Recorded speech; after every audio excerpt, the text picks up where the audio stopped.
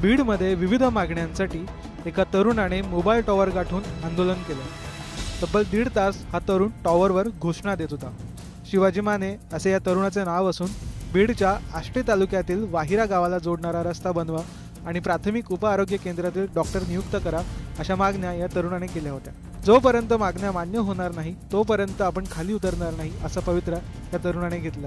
या तरुणाला खाली उतरण्यासाठी पोलीस विनंती करत होते, मात्र जोपर्यंत ठोस उपाययोजना होत नाही तोपर्यंत आपण खाली उतरणार नाही यावर तरुण ठाम आहे। या आंदोलनामुळे प्रशासनाची चांगलीच तारांबळ उडाली आहे। वाहिरा गावाला जोडणाऱ्या रस्त्यावर मोठमोठे खड्डे पडले असून त्यात पाणी साचले, त्यामुळे अपघात होतात। यामुळे विद्यार्थ्यांना शाळेत जाताना मोठ्या अडचणींचा सामना करावा लागतो।